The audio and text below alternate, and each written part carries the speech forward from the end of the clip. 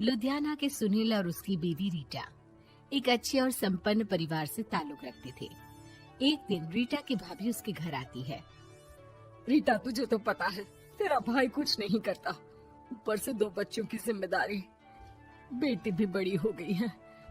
तू तो बुआ है, कुछ मदद कर सकती है तो कर देना। कहाँ पैसे हैं भाभी, बस समझ लो किसी तरह हम लोग भी दिन काट रहे हैं। 2 ही तो कार है और मेरी बेटी भी बड़ी हो रही है। अब उसके लिए कार लेनी है तो 10 लाख का खर्चा तो लग ही जाएगा। तभी वहाँ सुनील आ जाता है।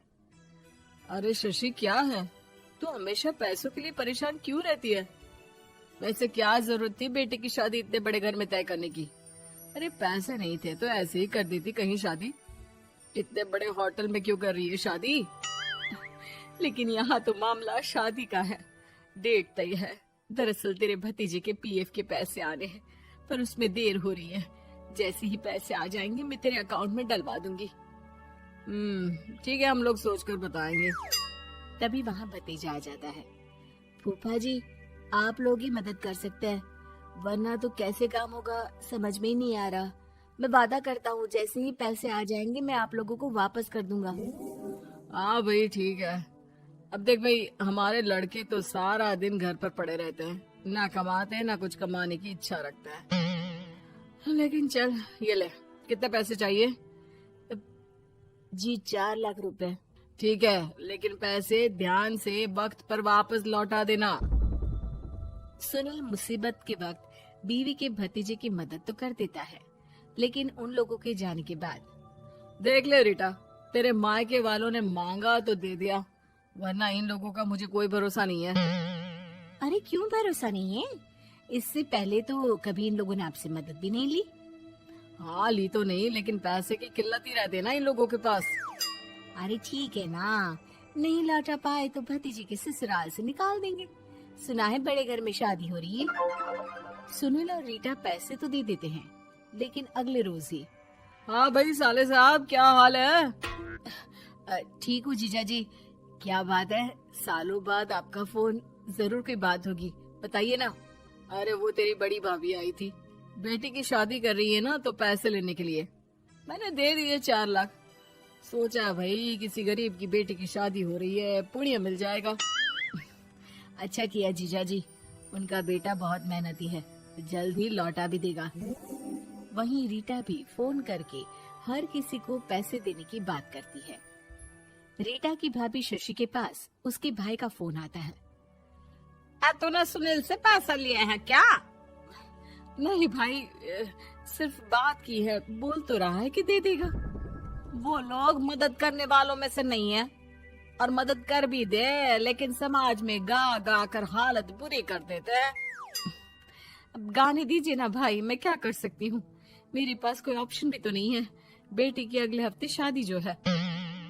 शशि की बेटी की शादी हो जाती है, लेकिन शादी के 1 महीने बाद ही सुनील का फोन भतीजे के पास आता है। हाँ भाई, शादी तो हो गई हम लोगों की दुआ से। अब देख, ऐसा ही फायदा होता है पैसे वाले रिश्तेदार हो तो। तेरे वक्त पर हम कैसे खड़े हो गए थे, लेकिन अब पैसा लौटा दे भाई। जी, मैंने पीएफ के लिए अप्लाई कर दिया था, उसकी नोटिफिकेशंस मैं आपको भी भेज देता हूँ। मुझे लगता है 10 दिन में पैसे आ जाना चाहिए। जैसे ही पैसा आएगा मैं आपके अकाउंट में डाल दूंगा। और ना जी ना, कोई नोटिफिकेशन नहीं चाहिए, पैसा चाहिए, पैसा। ठीक है अंकल, बस 10 दिन का समय दे दीजिए। अभी हफ्ता भी पूरा नहीं होता कि भतीजे के पास उसके गांव के दूर के चाचा का फोन आता है। अरे बेटा, क्या बात है, सुनील के कोई पैसे ले रखे हैं तो दे क्यों नहीं देता? हाँ चाचा जी, बात तो हुई थी, 10 दिन का वक्त मांगा है, उम्मीद है हो ही जाएगा। अरे फोन कर रहा है, रोज बता रहा था कि बेटी की शादी में मदद की थी।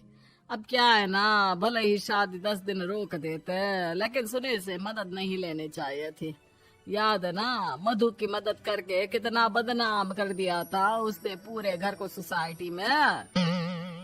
हाँ चाचा जी, मैं भी यही सोच रहा था कि उन लोगों से मदद नहीं लेनी चाहिए थी। कई लोगों के फोन आ चुके हैं। वही रीटा अपनी भाभी को फोन कर देती है। क्या है भाभी, कब पैसे लौटाओगी? पता है ना ये कितना बोल रहे थे, तुम्हारे बोलने पर मैंने पैसे दिए हैं। भाभी अब तो आपके बेटे की कार बेच दो और हम लोगों के पैसे दे दो।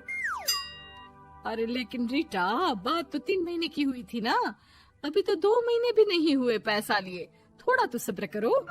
नहीं नहीं भाभी, वैसे मेरा बेटा टिक्कू आ रहा है आप लोगों के घर रहने के लिए, उसको अच्छे से खिलाना पिलाना, समझी? भाभी को समझ में नहीं आता कि वो क्या करे।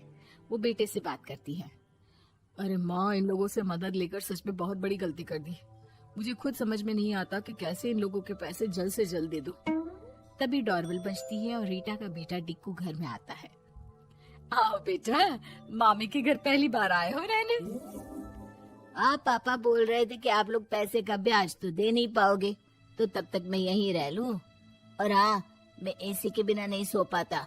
आप लोग अपना देख लेना और पैसे जल्दी लौटा देना, क्योंकि मैं थोड़ा जल्दी जाना चाहता हूँ। रीटा का फोन शशि के पास आता है।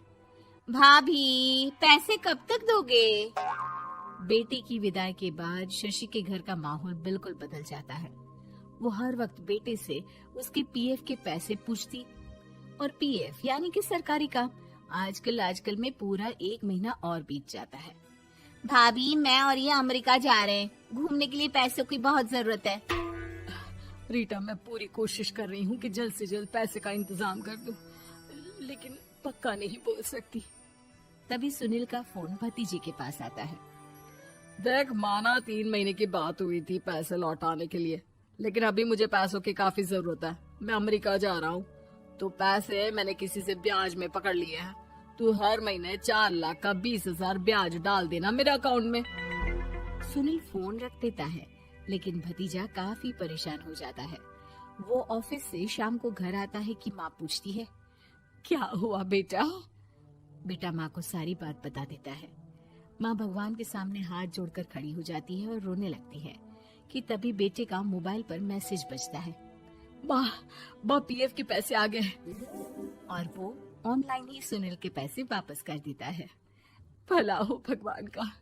लेकिन आज एक बात तो समझ में आ गई, मदद हमेशा उन लोगों से लो जो मदद के बदले आपसे मदद में दी गई रकम ही वापस लें, ना कि समाज में आपकी इज्जत।